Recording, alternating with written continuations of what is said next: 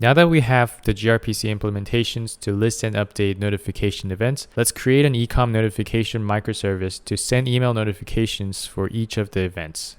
I want to start with a quick recap on how orders are processed and what our ecom notification microservice does. Our ecom notification microservice will basically list these notification events from the queue and attempt to send the email notification to the customer. The attempt can succeed or fail, and we discussed the two different possible scenarios for the failure case. On the success case, we're going to dequeue the event from the notification queue and update the record in the notification states table to a sent state. And on a failure case, if the number of attempts for this notification event is less than the maximum number of attempts that we defined, in this case would be 3, we're simply going to increment the attempt count of this notification event, meaning this notification event is going to stay in the notification queue and will be listed again in the next retry. In all other cases, we're going to dequeue the event from the notification queue and update the record in the notification states table to a failed state. In this episode, we're going to add the ecom notification microservice where we're going to spin up Goroutines to send email notifications every 30 seconds, restrict concurrency using semaphores, and update notification events accordingly. So now that we have a sense on what we need to do, let's start from where we left off. In the root of our project, I'm going to create a directory called ecom notification, a server directory, and a server.go file. I'm going to name this package server and create this server struct with a gRPC client. In our case, this will be our ecom client. And we're going to have a new server function that returns a pointer to this server struct. I'm going to have this on a separate line. And at the bottom here, I'm going to add a method called run that takes a context as an argument. And this is going to have an infinite loop where we want to process the notification event. But we don't want to be constantly processing the notification event, but instead we want to process notification event every 30 seconds.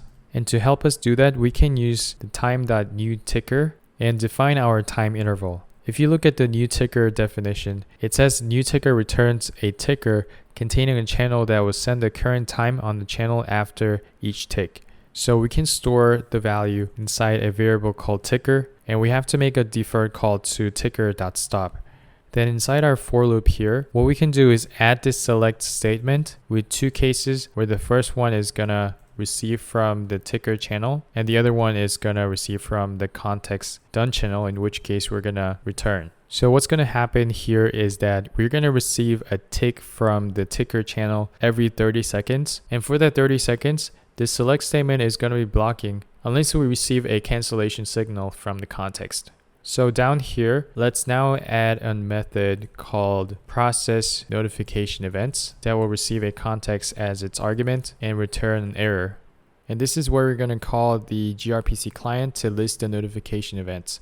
We're going to pass in the context as well as our pb.list notification events request. This is going to give us a response as well as an error. And if there's an error, we're going to return this error. Then we can iterate over this response.events. Then we're going to spin up a Goroutine for each of the notification event. This GoFunc is going to receive an event of type pb.notification event, and we'll have to pass this event in each of the Goroutines. Inside the Goroutine, we're going to send an email notification and update the notification event and the state accordingly. One thing I want to add here is if you're using Go 1.21 and older, you need to make a copy and a new reference of the event in each iteration. But what people usually used to do is just assign this to the same variable here. So this used to be one of the most common mistakes in Go, where the reference to the event was gone by the time the Goroutine wanted to use that variable. So what you needed to do was copy the reference of the event into a new variable inside each of the iteration so that you don't lose the reference to the variable. But they fixed this problem on 1.22 and onwards, so we don't have to do that. For any of you who might be interested in this issue, I'm going to leave a link in the description box for your reference.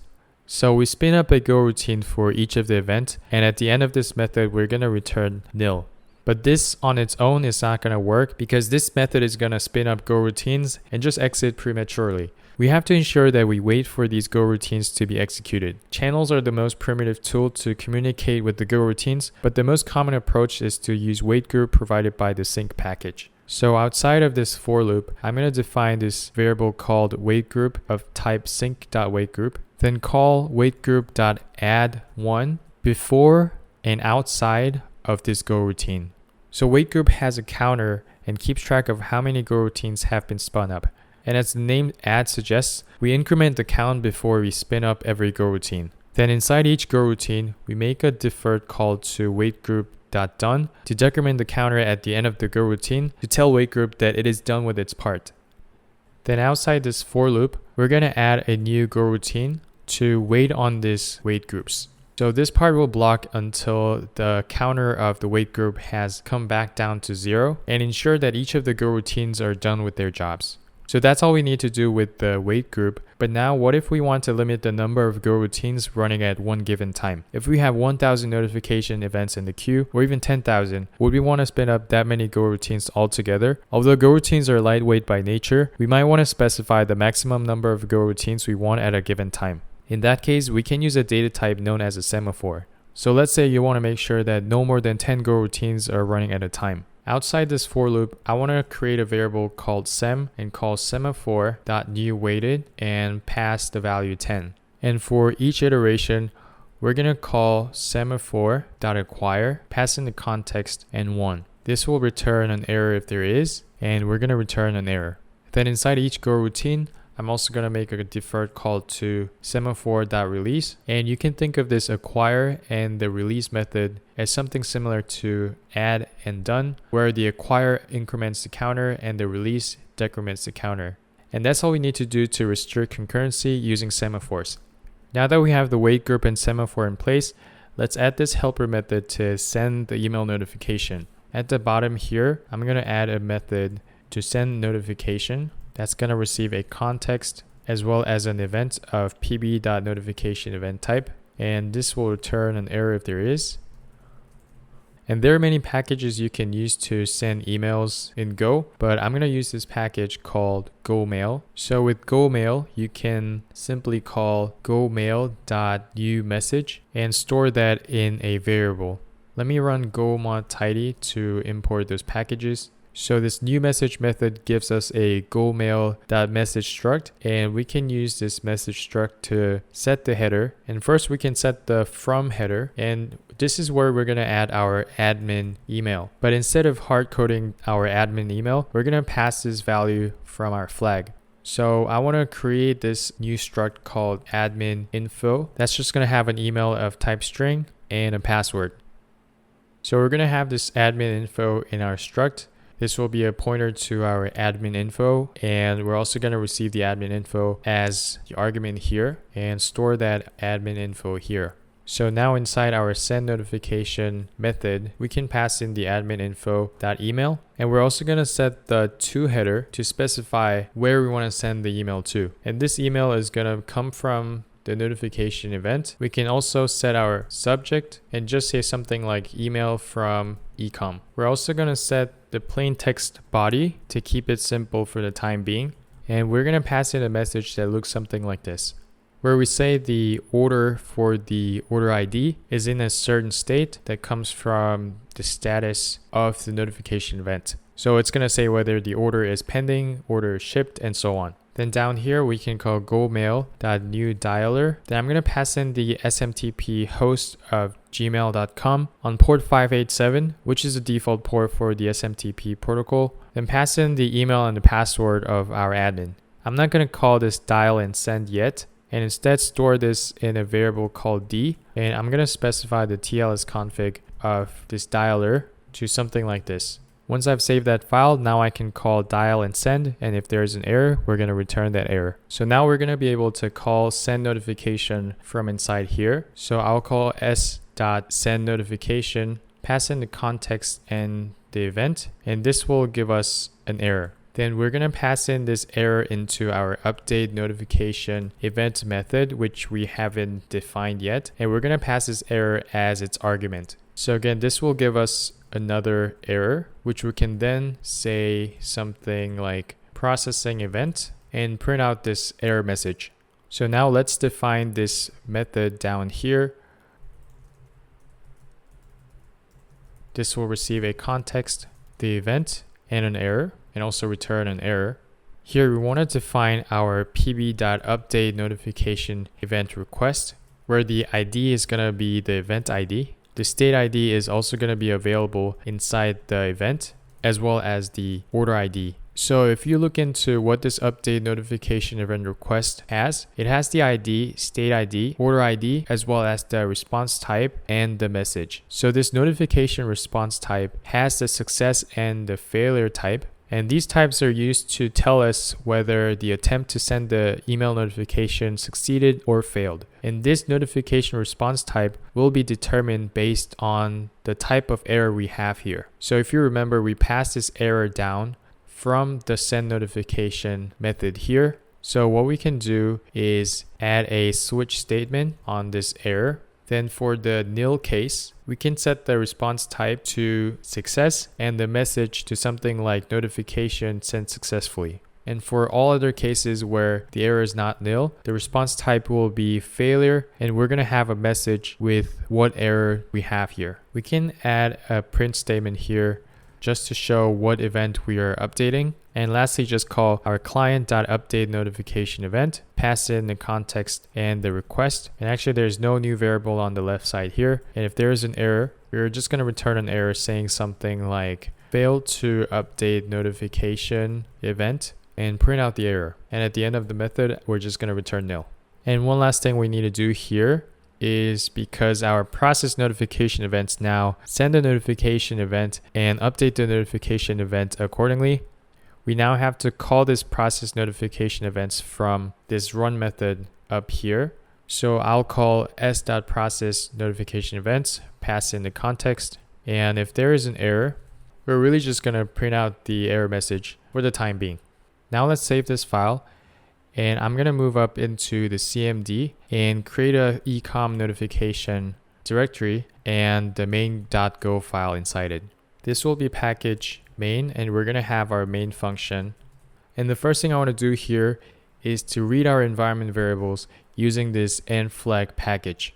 We're going to pass in the gRPC service address with a default address with port 9091 and the email of the admin, where I'm simply going to put my own email for the time being, as well as the password that will be passed down when we execute this main.go file. And one thing we have to remember to do is call nflag.parse. And this is actually something I forgot to do in other main.go files. So I'll have to remember to add this nflag.parse in ecom grpc main.go file, as well as my ecom API main.go file. So I'm going to add those there and close those files. Then down here, I'm going to instantiate my gRPC client. And I'm going to skip this part because this is something we have done before. Then down here, I can call server, which will be our ecom notification server, .new server, pass in our gRPC client as well as our admin info, where the email is going to come from the admin email variable from up here. And same for the password. This will give us our server. Then we want to call server.run, but we're going to do that in a separate Goroutine. So inside here, I'm simply going to run server.run and pass in our context.background. And our server.run doesn't return us anything. And our server is going to continue to run until it receives a cancellation signal from our context. But as you might remember when we were discussing WaitGroup, our main function is not going to wait for this Goroutine to finish. So to ensure that we wait for this Goroutine to execute, we can simply define a channel called done, then pass in an empty struct into this done channel only when we're done with this server.run. Then at the bottom here, we're going to block until we receive a value from this done channel. So this is just a simpler version of the WaitGroup that we used earlier. And that's all we need to do for our ecom notification microservice. And before we move on to testing this, there's one quick fix I want to add for my update order status endpoint. So I'm going to open my ecom API routes.go file, and instead of adding the admin middleware func on our status endpoint, I'm going to replace this with get auth middleware func, because it doesn't align with some of the changes we added on our gRPC server.go file, where on our update order status implementation, we added this validation to check if the user ID of the order request is the same as the user ID of the order in the database. So if we have the admin middleware for our status endpoint, we're always going to fail this validation in our update order status gRPC call. So I'm going to replace the middlewares now just for the demo purposes. But for a more permanent fix, we would want this get order status by ID to return a user email. Then we're going to pass the order.user email into our in-queue notification event on this user email field here. And that's all we need here for now. I'm going to close these files and let's proceed with our testing. I'm going to open my terminal and start by running my MySQL container. Confirm that the container is running, then do docker exec to create my ecom database. Then I'm going to apply the migration files using our migrate up command. Then I can cd into our cmd ecom gRPC, run our main.go file. Then I'm going to open a new terminal, cd into cmd ecom API, and again run the main.go file. I'm not going to run the ecom notification microservice yet because we don't want to process the notification events just yet. And I'm going to use Postman to test these endpoints. I already have these endpoints and the request body prepared to save us some time. So let's make this post request to the user's endpoint to create our admin account and a user's account. So I have this random email I generated from this tempmail.org where it's going to give you temporary email address and an inbox. So I copied this email address as my user email and send this request to the user's endpoint. Let me just enlarge this a little bit to cover the background. Now we can log in with our accounts. So first I'm going to log in with this user email, which gives us the access token. And I'm also going to log in with our admin email. And please keep in mind that this email here doesn't have to do with the admin email that we're going to use to send our notification event in a bit. And we only need to log in with this admin.gmail.com because we need this access token to send the request to the products endpoint. So I have this products endpoint prepared as well. And inside our authorization bearer token section, I'm going to paste this access token that we received from this admin login. So I'm going to make this products request and I'll make 2 of those requests like this. And this doesn't mean that the ID is 0. We're just not getting the ID back in our response. And now that we have 2 products in our database, we can make a post request to the orders endpoint. And I'm going to do that with the user's access token. So for this user here, I'm going to copy this access token here and paste this as the bearer token in our request to the orders endpoint. So I'll make 3 random requests of the same order. And let's also make a request to update the status of one of our orders. So our request body is going to look something like this. And again, I'm going to paste that access token of the user in the bearer token and send this request.